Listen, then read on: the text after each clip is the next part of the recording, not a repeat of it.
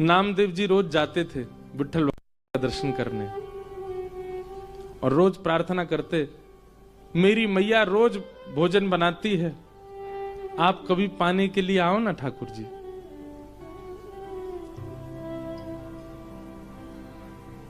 रोज नामदेव जी की एक ही प्रार्थना सुन के ठाकुर जी बोले, हे नामा, अब तू कहता है रोज मेरे घर प्रसाद पाने आओ, यहां दर्शन कौन देगा फिर? एक काम हो सकता है। बोले क्या? तू मेरी जगह खड़ा हो जा तो मैं जाऊं प्रसाद पाने। नामदेव जी बोले, ये कैसे संभव है? बोले तू आना, मैं श्रृंगार करूंगा तेरा, बिल्कुल पंडरीनाथ बना दूंगा और फिर मैं जाऊंगा तेरे घर प्रसाद पाने। नामदेव जी बोले, कोई बात नहीं, मैं वंचित रहूंगा, मेरी मां तो प्रसन्न हो जाएगी। नामदेव जी पंडरीनाथ भगवान की जगह खड़े हो गए। अब भगवान सामने खड़े होकर बता रहे, ऐसे खड़े हो। नामदेव जी ऐसे खड़े हो गए। नेत्र बंद कर लो। बोले कर लिए। ठाकुर जी ने स्पर्श करके बिल्कुल श्याम वर्ण के जैसे ठाकुर जी वैसे बना दिया। अब ठाकुर जी बोले, अब तुम पंडरीनाथ हो गए हो? बोले जी। अब याद रखना 3:30 बजे सुबह काकड़ा आरती होगी, मंगला आरती।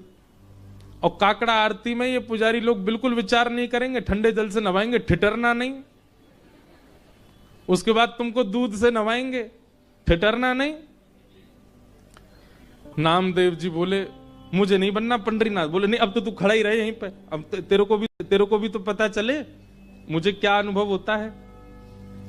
और काकड़ा आरती में नियम होता है कि ठाकुर जी श्री पंडरीनाथ भगवान के मुंह पे मक्खन ऐसे रख देते हैं, मक्खन ऐसे चिपका देते हैं पूरा, और फिर उसके बाद आरती करते हैं ठाकुर जी की। कभी जाओ पंढरपुर दर्शन करना मंगला का, काकड़ा आरती बहुत सुंदर होती है।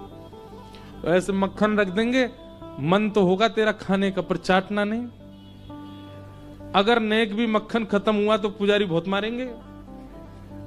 मैं कुछ नहीं करता, मैं केवल चुपचाप खड़ा रहता हूं। उसके बाद तुम्हारा श्रृंगार होगा और श्रृंगार के बाद फिर द्वार खोल दिए जाएंगे, सब भक्त आके चरणों में प्रणाम करेंगे और कुछ भी मांगे देना नहीं, सुन लेना। विधि का विधान, कर्म का विधान सब उनको योग्यता दे देगा। तुम सब पर दया करके कुछ भी मत दे देना, नहीं तो लोग कुछ भी मांग लेंगे। अब खड़े रहूं, मैं जा रहा हूं। और अर्धरात्रि में श्री पंडरीनाथ भगवान नामदेव जी के घर गए। द्वार जाकर के खट खोलो।